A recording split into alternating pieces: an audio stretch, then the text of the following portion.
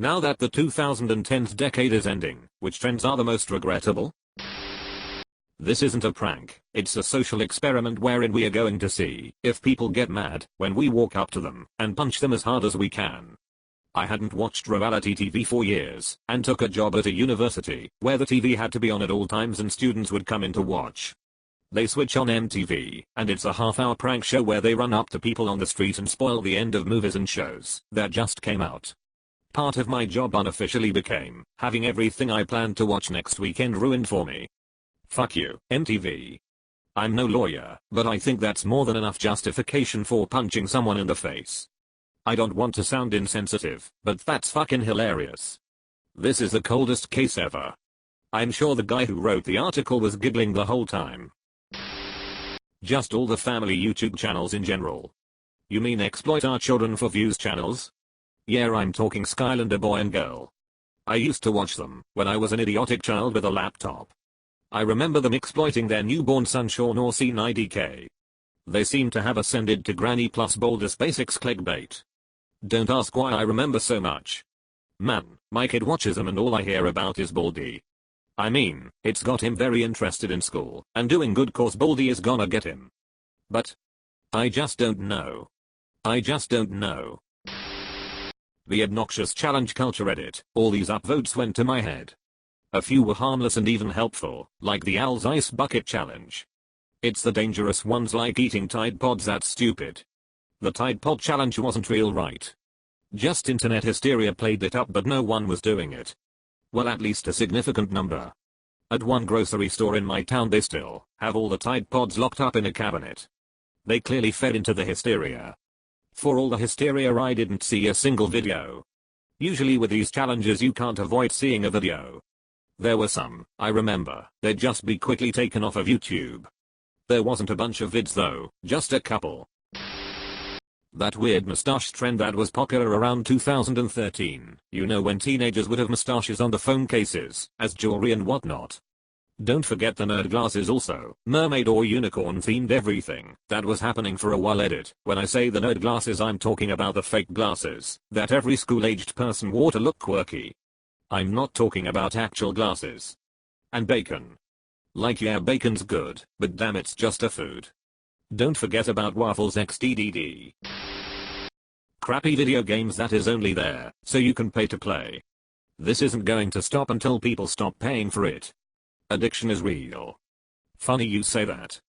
Companies that produce those pay-to-win mobile games actually hire addiction experts. Connie 2012. Oh my god, that was this decade.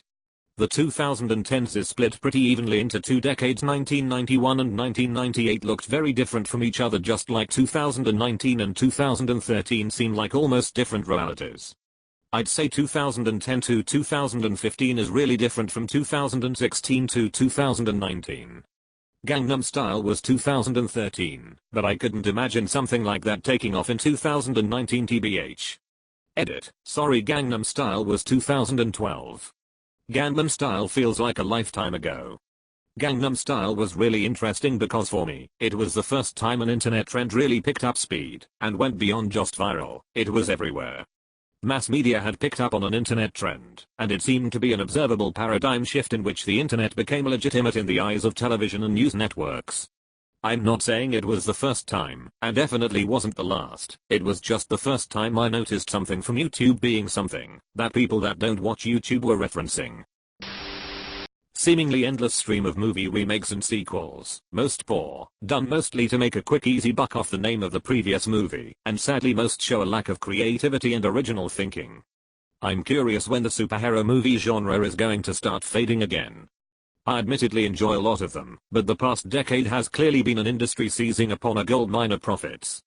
When you already have a story written for a action-based summer blockbuster and the formula to produce them has become more streamlined, there's no wonder why the explosion has happened. The industry has churned out movies so fast that we are into 8th and 9th sequels within just a decade. It's crazy. If I had to guess, right now, Marvel has been the only thing truly keeping the superhero genre hot, though at 2 to 3 movies a year, they had a lot of output, and I think a good number of people were going to a lot of the films because they felt committed to seeing the end of the story. Now it's over. Sure, Marvel will make phase 4, but I think they have run out of good ideas and audience momentum. Plus, their most iconic and memorable actors left, and they never got any of the next generation to stand out in most people's minds. Hold on now, don't count out Tom Holland. But yeah, I doubt we will see movie earnings even close to Infinity War in the future from Marvel. Avengers, Friendgame. Tom Holland tries to win back the other actors who left. Anti-intellectualism, refusing to believe experts in their field over some crazy person on the internet. I think it got worse this decade, and I hope we leave it here. Edit. Yes, you should use statistical analysis to critically analyze data presented. Yes, you should use common sense. And people deciding that they are an intellectual because they believe something strongly. I have always called this emotional logic vs rational logic, aka logic.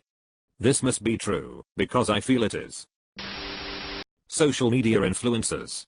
You'll enjoy the 2020s, since companies start to realize that their marketing budgets are way better spent at some influencer than to spread old-fashioned commercials. Source: I'm paying influencers to use our products.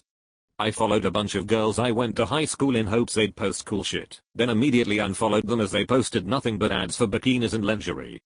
I think you overestimate people's interest in looking at ads. The majority of interaction these girls get is horny dudes, who are not going to be buying bikinis.